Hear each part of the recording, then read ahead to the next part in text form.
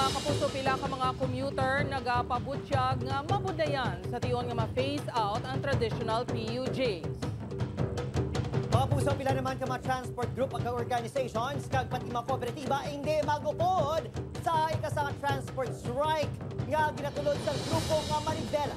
Si Zen Kilantang Sasa nakatutok live gikan sa Barangay Luna, Haro, Iloilo City.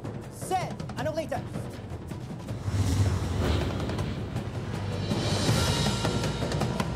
Jared Adrian nagpahayag ang pila ka transport group nga nagasimpatya sila sa grupo nga Manibela apang hindi sila magaupod sa duha ka adlaw nga transport strike. Duha ka adlaw nga untap biyahe sugod sa Lunes, Abril 15 ang sabat sa transport group nga Manibela sa anunsyo ni Presidente Ferdinand Marcos Jr. nga wala na sang extension sa consolidation sa mga traditional PUJ. Diri sa Iloilo apisar nagasimpatya sa mga wala pa na consolidate nga PUJs, wala sang magaupod sa strike. Kami consolidated na kami.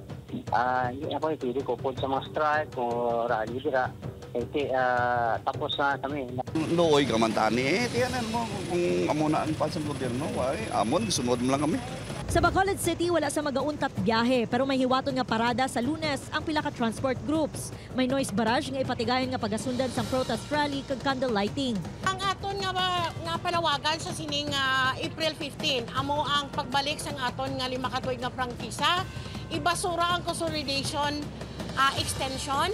Sa Mayo 1, ginalantaw nga madula na sa dalanon ang mga wala nakapakonsolidate nga traditional PUJs. Apang subong pa lang, nagalagsanay na ang mga sumalakay diri sa idalam sa Aganan flyover para makasakay sa jeep. Paano na lang kung madula pa ang pila ka traditional jeepneys? Pareho subong una pa kami tapos naulihin lang iba, nakauna na sakay.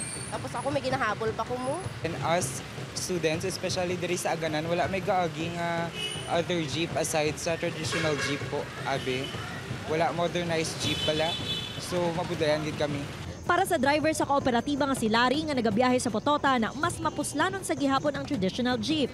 Okay man modernized pero mas okay na diyan sa traditional, ma'am. Kahit diretso gito sa amon sa uma ang mga pasahero, kung duhalin sa uma, may mga karga-karga ang pasahero, ma'am. Kung sa modernized, doon hindi guro makaano gid ang pasahero kay sa baggage bala, why man sila baggage.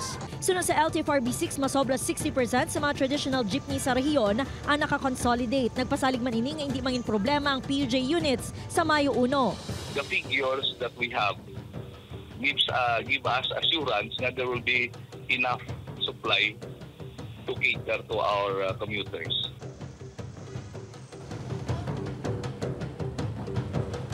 Jared, sunod sa LTFRB6, ginahulat nila ang memorandum circular kung ano mangin mando sang DOTR pagkatapos ng deadline sa consolidation sa mga PUJ sa April 30. Kutob naman sa mga magabiyahe nga unconsolidated nga mga PUJ, umpisa May 1 ang Macabig, Coloro. Jared? Madamogid nga salamat sa update kapuso Zen Kilantang Sasa.